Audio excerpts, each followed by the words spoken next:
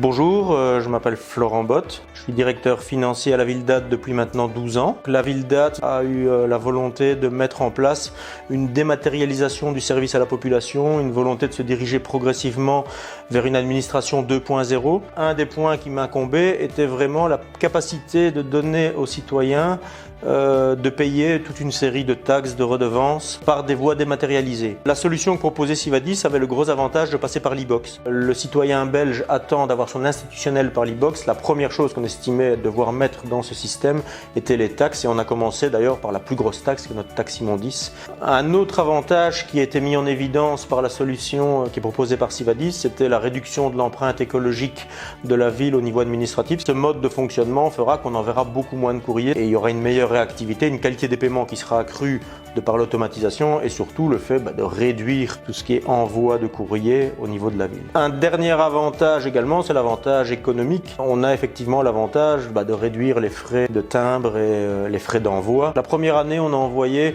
entre 13 et 14 000 taxes. On a eu un retour via l'e-box, c'est-à-dire des gens qui avaient complètement adhéré à l'e-box et qui l'ont accepté de plus ou moins 10%. Donc il y en a 1300. L'adhésion de la population à des outils tels que l'e-box, avec le rajeunissement de la population, va ne faire que s'accentuer. On espère qu'à moyen terme, on pourra approcher les 50%, même si on sait qu'il faudra un peu de temps pour que la population y adhère. Les gens ont besoin de comprendre parce que parfois la modernité peut faire peur. En ce qui concerne la mise en œuvre de la solution, il y a une phase de paramétrage, une phase de préparation. Ce n'a pas été un des outils informatiques les plus énergivores pour nous, donc la solution est assez simple à mettre en œuvre. En conclusion, je dirais que le gros avantage de l'outil, qu'une fois qu'il est mis en place, c'est qu'on a après un outil qui sait vivre de lui-même, qui ne change pas fondamentalement les habitudes de nos services, qui est très transparent pour le citoyen. Ça a complètement atteint les objectifs qu'on voulait en termes de programme stratégique transversal avec une vraie évolution positive pour la population.